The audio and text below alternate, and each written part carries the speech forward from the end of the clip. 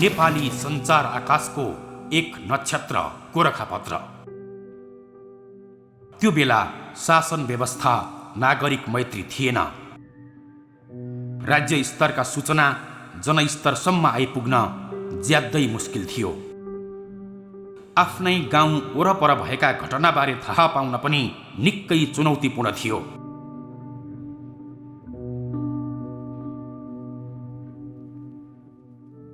सूचना र सञ्चारको अभावका कारण नागरिकको चेतना स्तर अपेक्षाकृत उठ्न सकेको थिएन।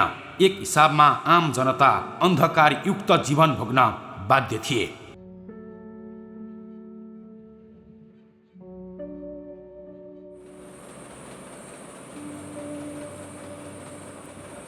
यही परिवेश बीच सूचना प्रवाह अभावको अन्धकार चिर्दै नेपाली सञ्चार आकाशमा उदाएको एक जाज्वल्यमान नक्षत्र हो गोरखापत्र।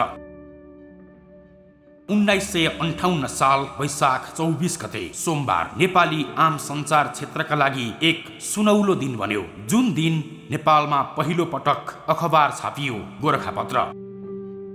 गोरखापत्र 122 वर्षको एनिभर्सरी मनाउन लागेको खबर सुनेर एकदम खुसी लाग्यो। एकदम ओहो, गोरखापत्र 122 वर्ष पुगेछ भन्ने लाग्यो। गोरखापत्रको स्ट्याब्लिस हुँदाखेरि मेरो बाद जन्मिसक्यो कि जन्मिनु भएन शुद्ध सम्झिनु मन लाग्यो। यो अवस्थासम्म पनि गोरखापत्रले सञ्चार माध्यममा पुर्याएको योगदानको लागि गोरखापत्रलाई धेरै धेरै समयले धन्यवाद दिएको छ।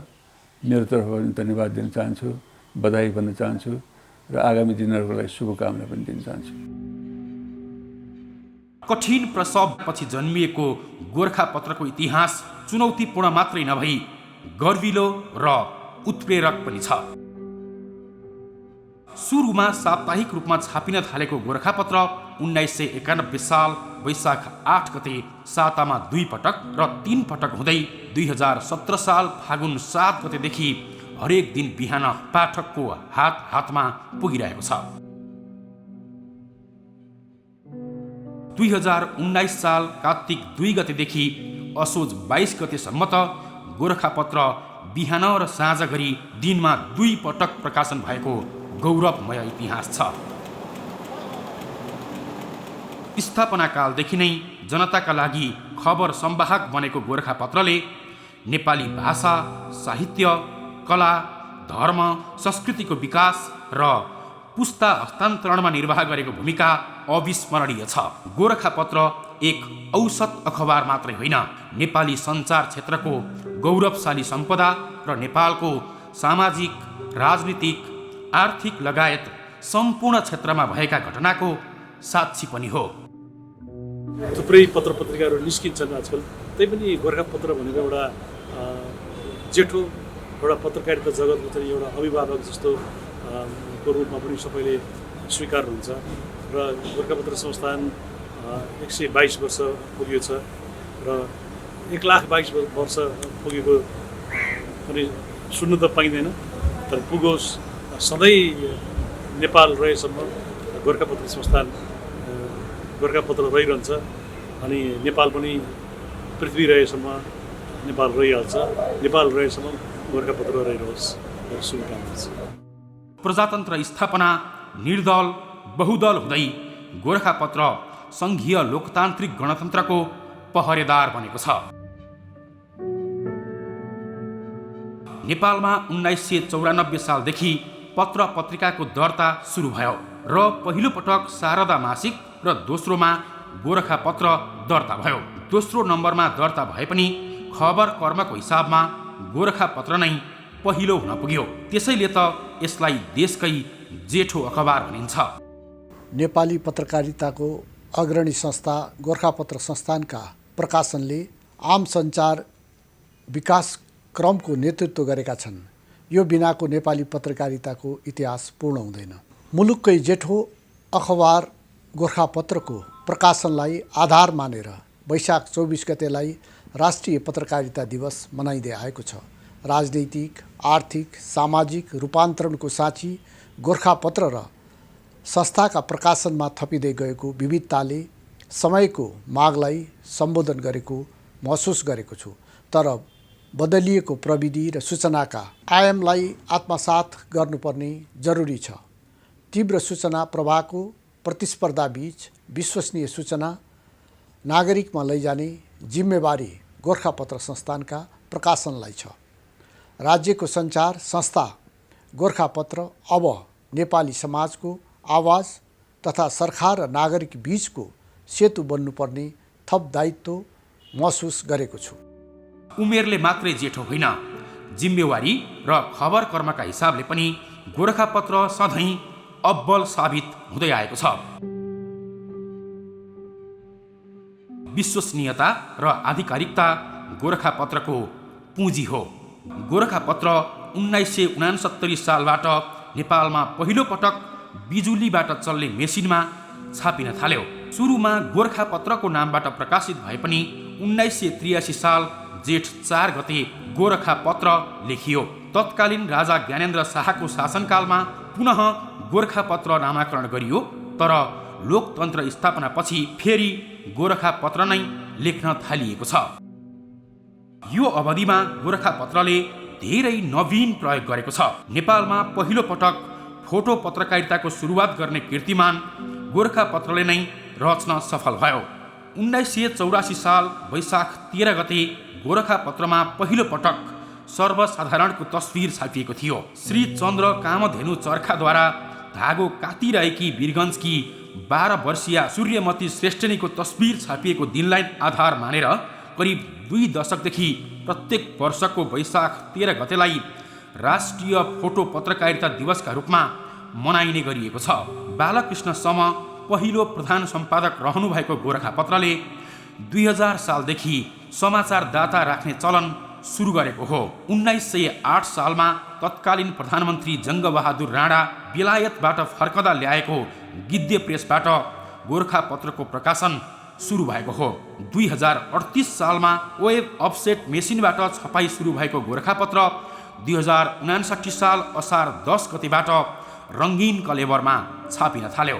बहुभाषिक पत्रकारिताको अभ्यास सुरु गरेर विश्व पत्रकारिताको इतिहासमा गोरखापत्रले नवीन आयामको थालनी गरेको हो। 2064 साल असोज 1 गतेबाट नेपालमा बोलिने राष्ट्र भाषाहरूको प्रकाशन सुरु गरेको गोरखापत्रले अहिले 38वटा भाषामा समाचार सामग्री प्रकाशन गर्दै आएको छ। गोरखापत्रले देशको संस्कृति, देशको भाषा, देशको चाहिँ हरेक कुराको चाहिँ यसले सम्पूर्ण रूपमा समग्रतामा चाहिँ यसले प्रवर्धन गरेको छ। एउटा अखबारले 38वटा भाषामा, हामी बहुभाषामा छौँ, गोरखापत्रले बहुभाषामा प्रकाशन गर्छ। यो चान्चुने कुरा होइन। आधिकारिकता र विश्वसनीयता नै गोरखापत्रको सबैभन्दा ठुलो शक्ति हो, पुँजी हो। आज पनि नेपाली समाजले गोरखापत्रलाई हेर्ने दृष्टिकोण यही सेरोफेरोमा रहेको हामी पाउँछौँ। गोरखापत्रको अनलाइन संस्करण सहित 5वटा सहप्रकाशन छन्। 2022 साल पुस 1 गतेदेखि गोरखापत्रको अङ्ग्रेजी संस्करण दि राइजिङ नेपाल दैनिकको प्रकाशन सुरु भयो। नेपालमा अङ्ग्रेजी भाषामा छापिएको पहिलो दैनिक पत्रिका यही नै हो। दि राइजिङ नेपालका पहिलो सम्पादक वरुण शमशेर राणा हुनुहुन्थ्यो। यो नेपाली पाठक माझ मात्रै होइन, विभिन्न विदेशी कूटनीतिक नियोगमा समेत लोकप्रिय छ। अङ्ग्रेजी भाषा जान्न, सिक्न र पोख्त हुन चाहने युवाका लागि यो गतिलो खुराक बनेको छ। Digital version the rising Nepal डेरी.com मार्फत नेपालसँगै विश्वभर यसले सूचना सम्प्रेषण गर्दै आएको छ। राइजिङ नेपालको सुरुवात कसरी भयो भन्ने कुरोमा नेपालको आफ्नो धारणा,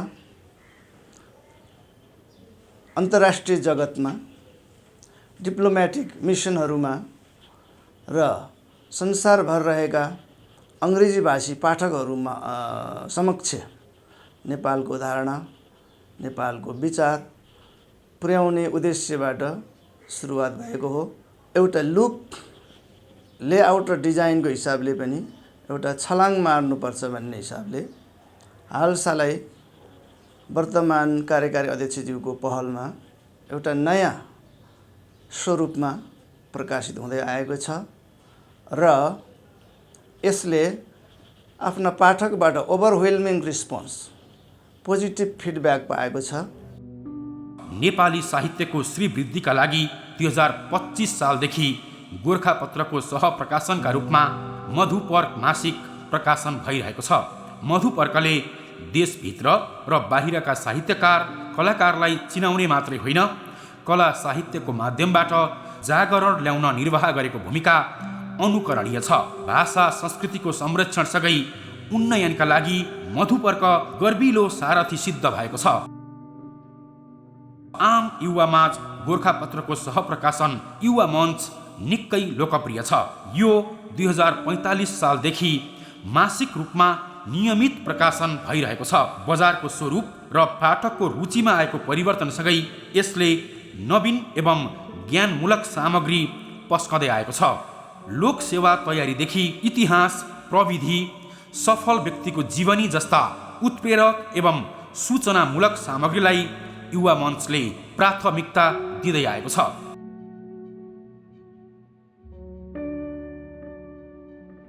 हरेक बालबालिकाको ढुकढुकी बनेको छ मासिक रूपमै प्रकाशन हुँदै आइरहेको मुना।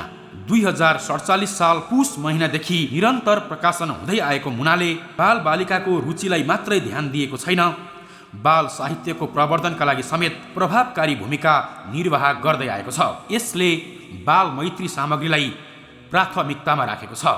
बालबालिकाकै रचना प्रकाशन गरेर उनीहरूलाई लेखनमा बानी पार्नेदेखि सकारात्मक सोच र खोजको भाव विकास गर्न मुना मासिकले खेलेको भूमिका अब्बल छ। प्रकाशन सँगसँगै गोरखापत्रले आफूलाई समय अनुकूल परिष्कृत गर्दै अघि बढिरहेको छ। सूचना प्रविधिको बढ्दो प्रयोग र प्रभावकारितालाई मध्यनजर गर्दै गोरखापत्रले 2058 सालदेखि अनलाइन संस्करण गोरखापत्र online.com पनि सुरु गरेको छ, जसले विश्वका जुन कुनै कुनामा बस्ने नेपालीले नेपालका सूचना तथा समाचार सहजै पढ्न पाएका छन्। गोरखापत्रले अनलाइन संस्करणलाई अझै प्रभावकारी व्यवस्थित बनाउने नीति अनुसार 2079 साल वैशाख 1 गतेदेखि अनलाइन र प्रिन्ट संस्करणको स्वरूपमा परिवर्तन गरेको छ। अखबारको पहुँचमा नभएका पाठकले गोरखापत्रको अनलाइन संस्करण मार्फत सबै प्रकाशित सामग्री हेर्न पढ्न पाउँछन्, जसका लागि गोरखापत्रले PDF फाइलको अप्सन दिएको छ, जहाँ सबै प्रकाशित सामग्री सङ्ग्रहित छन्। गोरखापत्र एउटा सिङ्गो युगको एउटा प्रतिनिधिको रूपमा नि हामी लिन सक्छौँ। हामीले हेर्न सक्छौँ कि 2007 सालदेखिका सबै राजनीतिक परिवर्तनको एउटा सक्रिय साँचीको रूपमा यो संस्था रहेको छ र यसले इतिहासका सबै उकाली ओह्राली भोगेको छ। त्यस कारणले एउटा सिङ्गो इतिहास पनि जोडिएको छ यो संस्थासँग। र अहिलेको यो डिजिटल युग छ। डिजिटल युगमा हामीले स्मार्ट गोरखापत्र भन्नाले यसमा हाम्रो राइजिङ नेपाल, मधुपर्क, युवा मञ्च, मुना सबै प्रकाशनहरू र हाम्रो डिजिटल प्लेटफर्म पनि यसमा जोडिन्छ। त्यो स्मार्ट गोरखापत्रको लक्ष्य हासिल गर्नको लागि हामीले सुधारको एउटा अभियान सुरु गरेका छौँ। गोरखापत्रले डिजिटल युग सुहाउँदो स्मार्ट गोरखापत्रको लक्ष्य हासिल गर्न विभिन्न अभियान सञ्चालन गरेको छ। संस्थानले संस्थाको आन्तरिक पद्धति र गुणस्तरमा व्यापक सुधारका लागि विभिन्न अभियान सुरु गरिसकेको छ। गोरखापत्रले दक्ष जनशक्ति उत्पादनका लागि विभिन्न तालिम मार्फत कर्मचारीको वृत्ति विकास तथा प्रोत्साहन गर्दै आएको छ। गोरखापत्रले 2076 सालमा पूर्वाधार विकास र पाठकसम्मको पहुँच विस्तारमा फड्को मारेको छ। नेपालमा संविधान सभाबाट संविधान जारी भएको दिनलाई स्मरण गर्दै 2076 साल असोज 3 गतेदेखि गोरखापत्रले विराटनगरबाट क्षेत्रीय प्रकाशन सुरु गरेको छ भने 2078 साल फागुन 7 देखि बाँकेको कोहलपुरबाट पनि प्रकाशन सुरु गरेको छ। गोरखापत्रले आम पाठकको रुचि र आवश्यकतालाई मध्यनजर गर्दै आगामी दिनमा 7 प्रदेशबाट प्रकाशनको तयारी थालेको छ। आगामी दिनमा पनि अझै आज चाहिँ 122 मात्रै भयो। वर्षौँ हामीले यो एउटा पत्रिका जुन चाहिँ नि हाम्रो हो, हाम्रो देशको यो राष्ट्रको एउटा गौरवको पत्रिका हो, त्यसलाई चाहिँ नि अझै पनि अगाडि अलिक परिष्कृत गरेर लैजान्छ भन्ने चाहिँ मेरो आशा राख्दै यहाँहरूलाई फेरि पनि बधाई दिन चाहन्छु। हो, गोरखापत्रले 122 वर्ष लामो गौरवशाली इतिहास रचेको छ। एउटा युगको प्रतिनिधित्व गर्ने गोरखापत्रले नागरिकमा सूचना प्रवाह मात्रै गरेको छैन, जागरण ल्याउन र सरोकारवाला निकायलाई खबरदारी गर्न गरेका हर प्रयास अनुकरणीय छ। यस्तो परिवेश जति बेला नागरिकले सूचना पाउनु हुँदैन, नागरिक जान्ने भयो भने राम्रो हुँदैन भन्ने मान्यता थियो।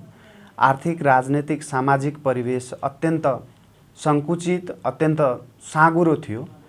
त्यो बेलामा पत्रकारिताको प्रारम्भ बिन्दुको रूपमा, औपचारिक प्रारम्भ बिन्दुको रूपमा गोरखापत्रको जुन सुरुवात नेपालमा भयो, त्यसले नेपाललाई नै नयाँ सामाजिक परिवेश, नयाँ युगतिर प्रारम्भ गराएको, यसको इतिहासको त्यसलाई चाहिँ यसको इतिहासलाई त्यसरी विश्लेषण गर्न सकिन्छ र त्यसरी बुझ्न सकिन्छ। र गोरखापत्र परिवर्तनको सिलसिलाका क्रममा गोरखापत्र समग्र घटनाक्रमको साँची बनेको छ। यसले बदलिदो परिवेशलाई आत्मसात गर्दै अब इतिहास सँगसँगै आफ्नो भविष्यलाई पनि एउटा बलियो बनाउने गरी जानुपर्ने देखिन्छ। र समयअनुसार गोरखापत्र संस्थानका प्रकाशनहरू विस्तार हुँदै गएका छन् भने तिनीहरूमा विविधता थप्ने काम पनि हुँदै गएको छ। राज्य स्वामित्वको भए पनि गोरखापत्रले सधैँ नागरिकको हितमा काम गर्यो र गरिरहेछ। त्यसैले आम नागरिकको विश्वास जित्न सफल छ गोरखापत्र। गोरखापत्र नागरिकको सबैभन्दा विश्वासिलो र सर्वाधिक हेरिने वा पढिने पत्रिका बनेको छ। गोरखापत्रले नेपालको सम्पूर्ण संस्कृति, भेषभाषी, यहाँको देशको इतिहास, भूगोल सबै बोकेको जस्तो लाग्छ।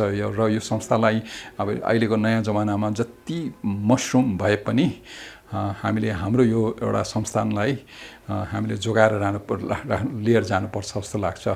यहाँलाई 122औं एउटा लामो इतिहास हो। वार्षिक उत्सवमा म यहाँहरूलाई मेरो भित्रबाटै दिलबाटै हार्दिक शुभकामना चढाउन चाहन्छु। गोरखापत्रको नेतृत्वले 1958 सालदेखि प्रकाशित गोरखापत्रका हरेक अङ्क र त्यसमा संलग्न सामग्री तथा तस्विरहरूलाई व्यवस्थित र सुरक्षित रूपमा सङ्ग्रह गरी मुलुककै सम्पदाका रूपमा सम्वर्धन गर्ने कामलाई पनि अघि बढाएको छ। आम नागरिकको भरोसाको केन्द्र बनेको गोरखापत्रमा अहिले व्यवस्थापन र खबर कर्ममा गरी 400 भन्दा बढी कर्मचारी निरन्तर सक्रिय छन्। आगामी दिनमा अझ नागरिक मैत्री पत्रकारिताका लागि सिङ्गो गोरखापत्र समूह प्रतिबद्ध छ। आम सञ्चार माध्यमको भिडमा गोरखापत्रले बनाएको पहिचान र जितेको नागरिक विश्वास अझै 100औं वर्ष निरन्तर कायम रहने विश्वास गर्न सकिन्छ। आजसम्मको यो यात्रामा साथ दिनुहुने पाठक, शुभचिन्तक, विज्ञापनदाताप्रति आभार प्रकट गर्दै आगामी दिनमा पनि यस्तै सद्भावपूर्ण सहयोगको अपेक्षा गर्दछौँ।